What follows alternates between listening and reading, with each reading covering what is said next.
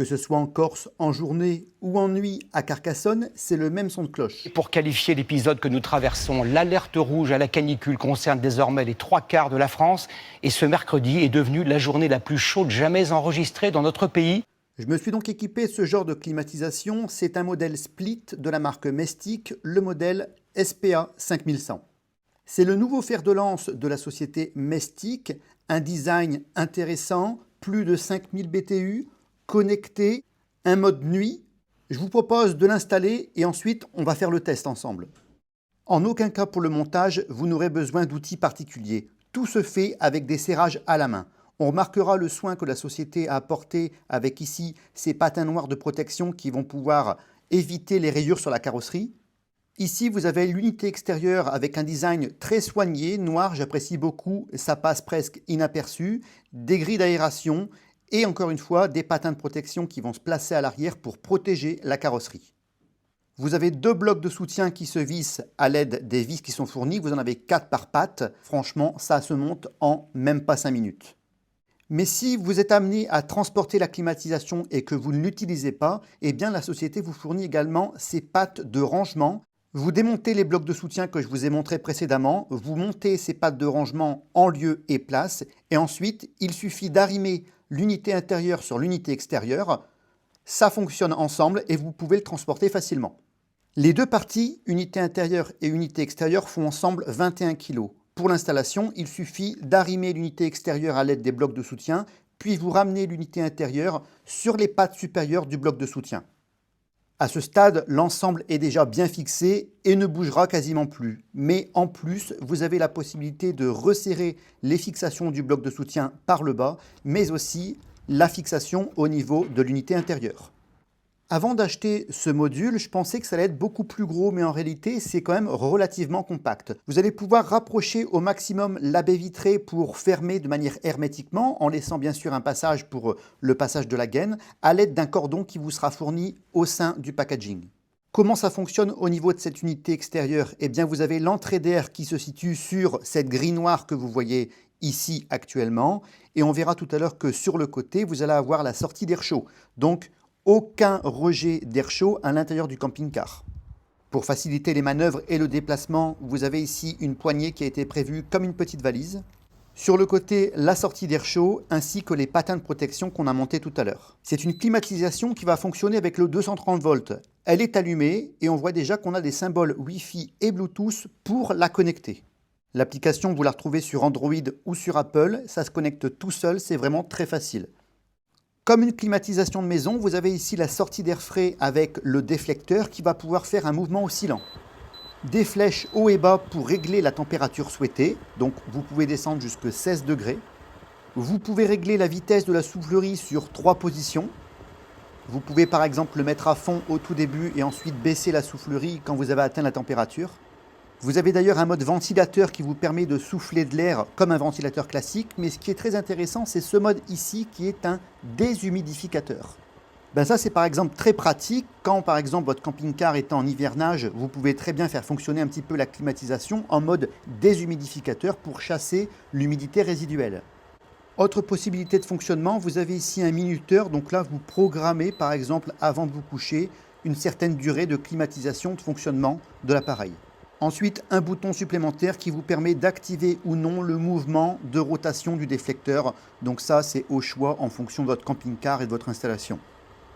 Et puis enfin, le mode qui nous intéresse le plus aujourd'hui, c'est le mode climatisation que j'ai activé pour l'instant aux alentours de 18 degrés. Je vais le remonter un petit peu ensuite.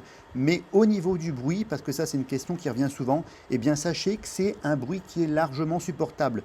C'est un bruit de soufflement, de diffusion de l'air frais au sein du camping-car et non pas un bruit de moteur comme on peut l'avoir avec certaines autres climatisations d'autres marques par exemple. Pour le test dans cette vidéo, je vais faire exprès de le mettre à la température minimale, donc la puissance maximale délivrée par cette climatisation, et voir maintenant comment se comporte l'unité extérieure. Sachez qu'ici, j'ai rapproché mon micro au maximum de cette climatisation. Elle est annoncée pour 55 décibels, mais encore une fois, je trouve que le bruit est largement supportable. C'est un bruit de souffle et non pas un bruit de moteur avec les engrenages qu'on pourrait entendre, les bruits de grincement sur certaines autres climatisations. La sortie d'air chaud atteste que l'unité extérieure remplit bien son rôle, à l'image de ce qu'on retrouve sur les pompes à chaleur au niveau des maisons. Cette unité extérieure bénéficie d'un indice de protection IPX4, donc ça signifie qu'elle est protégée contre les projections d'eau et de pluie provenant de toutes les directions. Au niveau de sa puissance de refroidissement, c'est l'équivalent d'un climatiseur d'une puissance de 1471 watts. Malgré sa petite taille, 43 cm de large, l'unité intérieure remplit très bien son rôle et on a déjà une sensation de frais qui apparaît après à peine 5 minutes d'utilisation. Si on passe maintenant au niveau de l'application, eh bien vous allez pouvoir exactement faire ce qu'on a fait au niveau du pavé tactile tout à l'heure sur la climatisation, c'est-à-dire régler la température de 16 à 30 degrés, ainsi que la vitesse de soufflerie sur les 3 paliers. Choisir le mode climatisation ou déshumidificateur ou alors le mode ventilateur, au choix. Activer ou non le mouvement du déflecteur pour brasser un petit peu plus d'air. Et puis également établir un planning de fonctionnement. Je vous ai montré tout à l'heure, il y avait un mode minuteur, donc tout ça vous allez pouvoir le paramétrer depuis l'application. On va maintenant régler la température à 19 degrés et il y a un mode supplémentaire que je ne vous ai pas encore montré, c'est le mode nuit. Quand vous activez ce mode, les voyants de l'appareil s'éteignent et l'appareil passe à la vitesse de ventilation la plus basse. Donc ça va se faire ultra discret quand vous allez être en train de dormir. La régulation de la température se fait plutôt bien avec une température mesurée à 19,5 sur le devant du camping-car ainsi que 19,9 sur l'arrière de camping-car. A noter que j'ai un camping-car intégral de 7 mètres de long. Combien va consommer ce climatiseur sur votre batterie ou alors au niveau du réseau? Eh bien, la puissance maximale est de 563 watts pour une puissance de refroidissement délivrée de 1471 watts. Vous avez donc un rendement de 2,6 avec une intensité de 2,4 ampères. Au niveau des consommations, on estime qu'en 1 heure, vous aurez consommé 0,56 kWh, en 8 heures, 4,5 kWh et en une journée, 13,5 kWh. Ce qu'il faut retenir surtout, c'est que cet appareil est compatible avec la plupart des bornes électriques de camping. 6 ampères, ça suffit largement. À l'extinction de l'appareil, on appuie sur le bouton on-off qui se situe sur la droite et l'appareil s'éteint et replie son déflecteur. L'avantage de ce modèle, c'est qu'il est connecté et donc si vous avez du Wi-Fi avec un routeur à l'intérieur, vous pouvez commander de n'importe où dans le monde. Alors, juste pour vous dire, je ne suis absolument pas contre les climatiseurs de toit. Ils ont des grands avantages. D'ailleurs, je vous en avais présenté un il n'y a pas longtemps sur la chaîne. Mais j'aimerais vous montrer un petit peu les avantages et les inconvénients et surtout pourquoi j'apprécie particulièrement ce climatiseur split, le modèle Mestic SPA 5100 par rapport à une installation fixe au niveau du toit. Le premier point, le poids supplémentaire. En effet, les climatiseurs de toit sont généralement lourds, ce qui peut augmenter le poids total du camping-car. Le point numéro 2, c'est la consommation d'énergie élevée.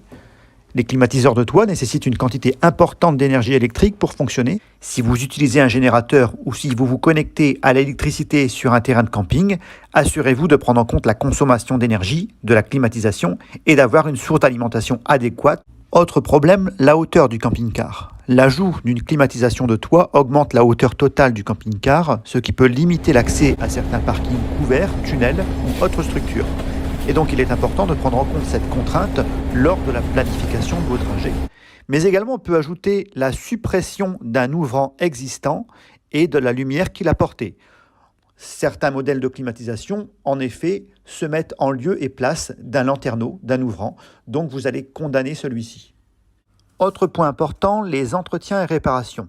Comme tout appareil mécanique, les climatiseurs de toit peuvent nécessiter un entretien régulier et des réparations occasionnelles. J'espère que vous avez apprécié cette vidéo. Voici le site sur lequel j'ai commandé ce climatiseur. Je vous mettrai le lien en description. N'hésitez pas à poser toutes vos questions en commentaire, à mettre des pouces, ça m'aide beaucoup sur YouTube, et surtout à vous abonner à la chaîne. Et je vous retrouve à très bientôt les amis. Au revoir.